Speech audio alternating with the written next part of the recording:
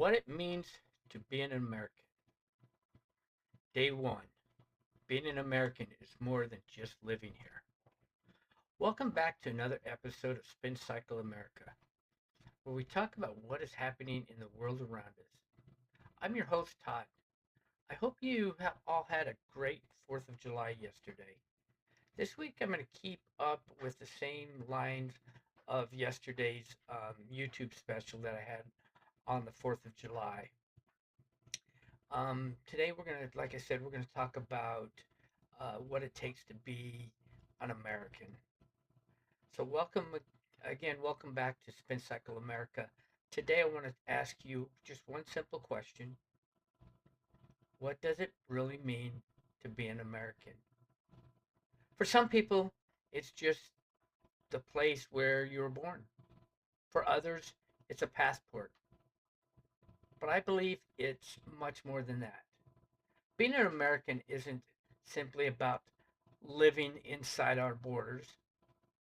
It's about belonging to a nation built on freedom, personal responsibility, opportunity, and the belief that ordinary people can accomplish ordinary things.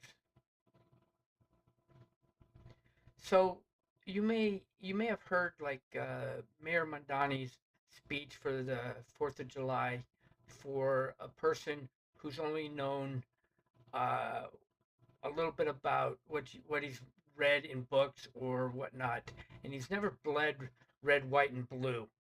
In other words, he doesn't know really what it's like to be an American. He's only been in the United States for about 8 years,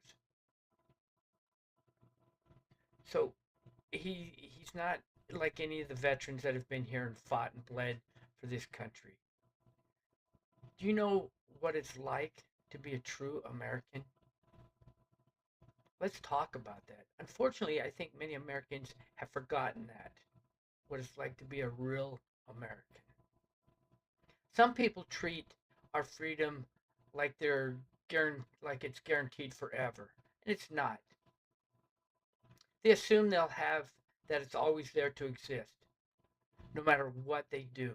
Mayor Mandani said in his speech that America, they will they will tell you they belong, or the rich belong only for those who with the right accent or the right shade of skin color, and that's what he believes that America is thinking. In other words, you have to have the right skin color and the right shade of skin or whatnot to belong here in the United States.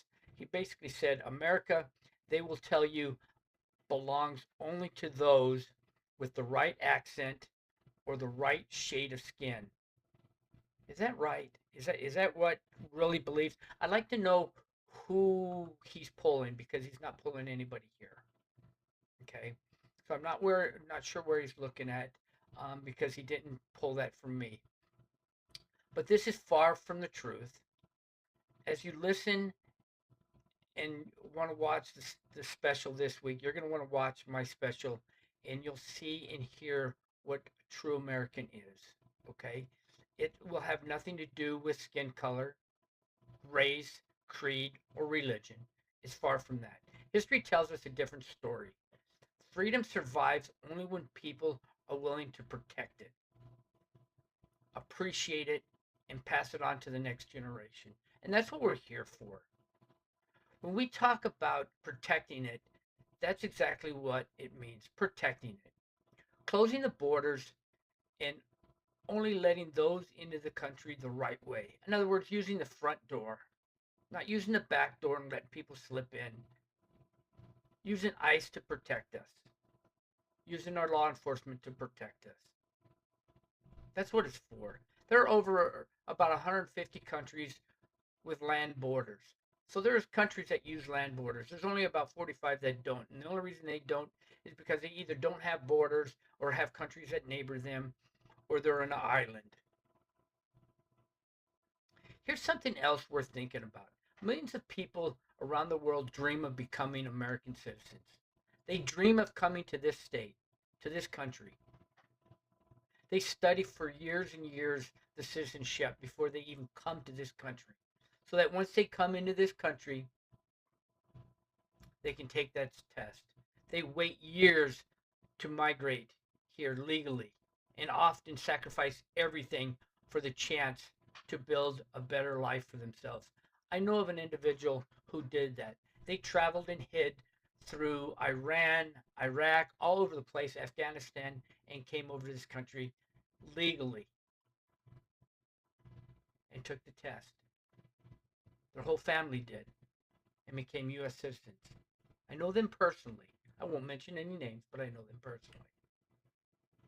A U.S. Marine Corps Sergeant Kyrie Sangpri, originally from New Guinea, West Africa, became an American citizen during a special Independence Day inauguration ceremony. This was yesterday.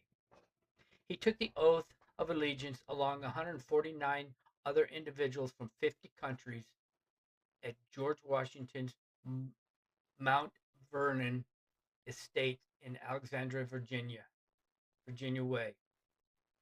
Sergeant Sangre has served in the Marine Corps for 6 years, including 2 deployments, and noted that registering to vote was the very first thing he planned to do after the ceremony. The event held special significance as the nation celebrated its 250th anniversary. That was his main thing. He wanted to make sure that he could vote. He served 6 years in the military, 2 deployments to protect that flag of ours. Why?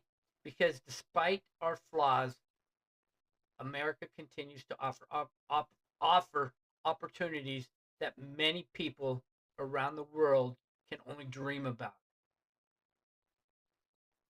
And let's talk about something that's become increasingly controversial, the flag. People have the constitutional right to express themselves, even in ways many others strongly disagree with. And I'm going to talk about this flag here in just a little bit later on down in this part too. But that's part of what makes America unique.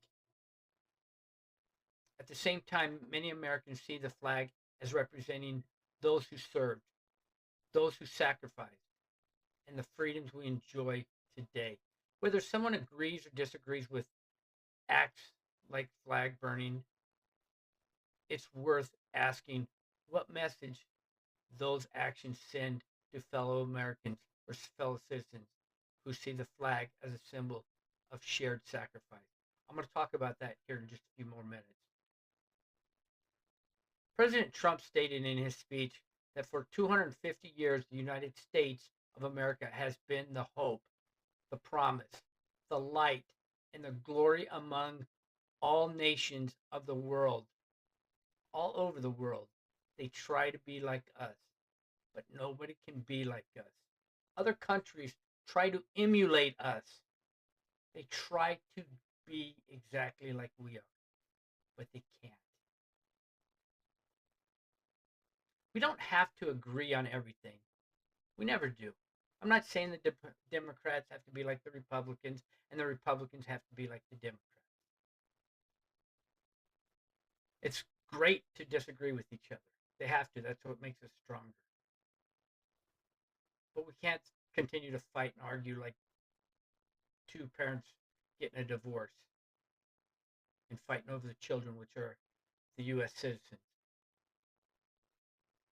But disagreement should never cause us to forget what unites us: our Constitution, our freedoms, our communities, our shared responsibilities to lead this country stronger than we found it, our democracy, no socialism.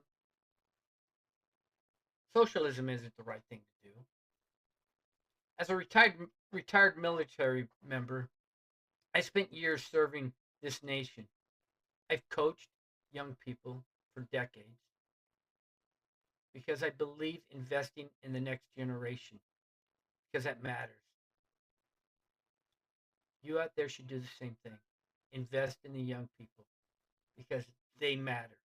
They're going to carry that torch with them. Those experiences have shaped how I think about citizenship. Not as something we're entitled to, but something we should honor through how we live and serve. Burning the flag, that doesn't show patriotism, it shows disrespect. And if you come to my house and you disrespect it, or you disrespect me and my house and my family, I'm going to ask you to leave. I'm going to tell you to leave. You don't disrespect my family. Same goes for my country.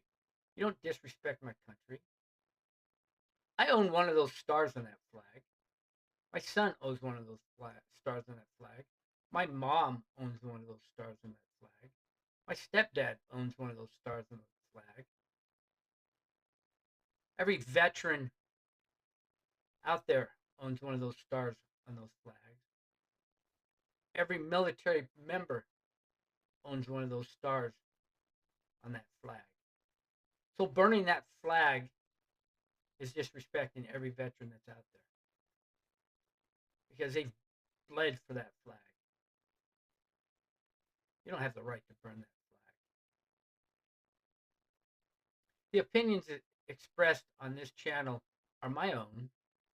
I encourage everyone to read the original documents, examine the facts, and come up with your own opinion and informed conclusion. Healthy debate is part of what makes America strong. So today I leave you with this one question, however. What does being an American mean to you?